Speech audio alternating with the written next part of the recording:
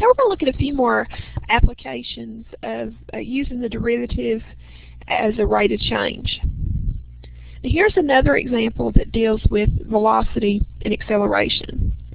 It says a dynamite blast blows a heavy rock straight up with a launch velocity of 160 feet per second.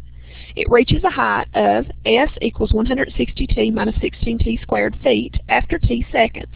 How high does the rock go? Now, if this rock is blasted straight up, or this dynamite blast blows the rock straight up, it's going to go up, up, up, eventually stop, and then start falling back down. If we want to know how high it goes, then we need to see where does it stop. Well, its velocity is going to be decreasing as it goes higher, and then it'll be 0, and then it'll start falling back down and its velocity will start increasing again. So we are looking for where the velocity is 0. Now remember, if we have our position function, and here it's denoted by s, or s of t, then our velocity function is going to be its derivative. So the velocity with respect to time is going to be the derivative of our s function. We have 160t, so the derivative of 160t is 160, minus the derivative of 16t squared will be 2 times 16 is 32, t to the first power of t. Now, if we want to know how high does this rock go, so when does its speed or velocity equal 0, then we will take the 160 minus 32t, and we'll find where that is equal to 0. Well, this is just a simple linear equation. I'll subtract my 160 from both sides. Negative 32t equals negative 160. I'll divide both sides by negative 32, and that will give me t equals 5.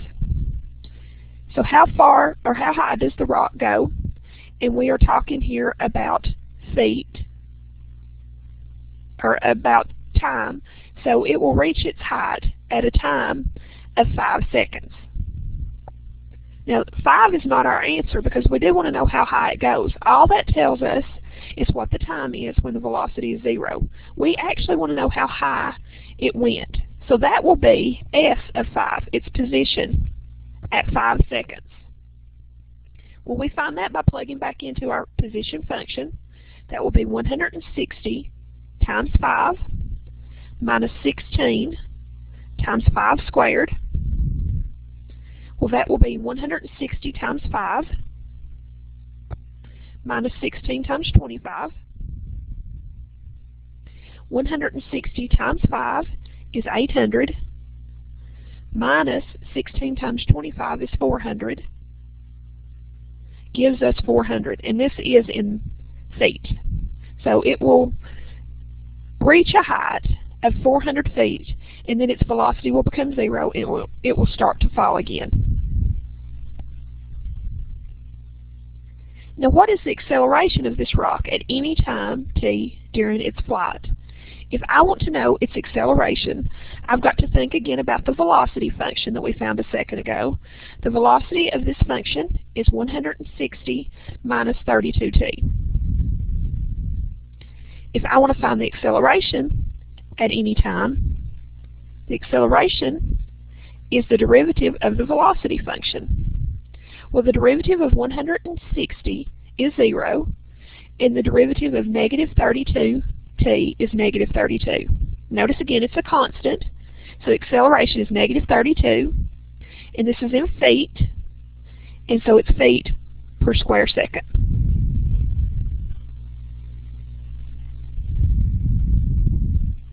Now here is a picture that denotes our last example. Our rock is blasted into the air.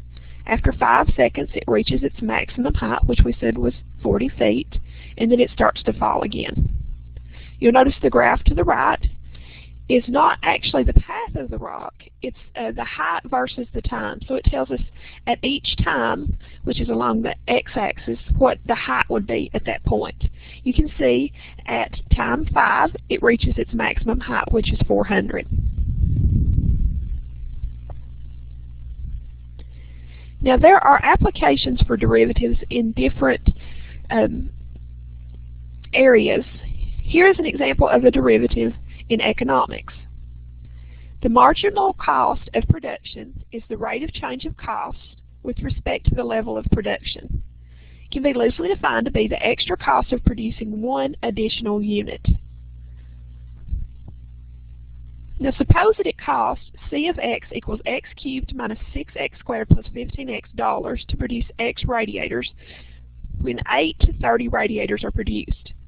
And that R of x equals x cubed minus 3x squared plus 12x gives the dollar revenue from selling x radiators.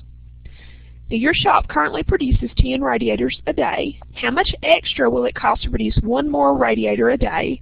And what is your estimated increase in revenue for selling 11 radiators a day? Now what we want to know here is what's going to be the change of in our cost as we increase one more radiator. Now to find the change in the cost, that's going to be C prime of x. The derivative of x cubed is 3x squared minus the derivative of 6x squared is 2 times 6x is 12x, and the derivative of 15x is 15. Now we're interested in the change of the cost when we are producing 10 radiators a day.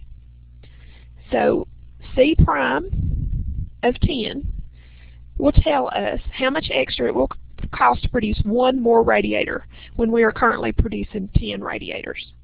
So this will be 3 times 10 squared minus 12 times 10 plus 15. We do our exponents first, so 3 times 100 minus 12 times 10 plus 15. And that will be, 3 times 100 is 300 minus 120 plus 15 is 195. What that means is the cost to produce one extra radiator will be $195. Now we want to look at our increase in revenue, our change in revenue when we produce 11 radiators. So the change in revenue would be R prime of x. So we take our revenue function and find its derivative. The derivative of x cubed is 3x squared.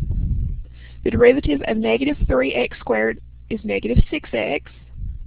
And the derivative of 12x is 12. Now we want to know the change in revenue when we're producing 10 and we're going to increase to 11. So that will be 3 times 10 squared minus 6 times 10 plus 12. We do our exponents first. 10 squared is 100. Then we multiply. 3 times 100 is 300. 6 times 10 is 60. And that will give us 252. That means that our increase in revenue by producing one more radiator a day is $252.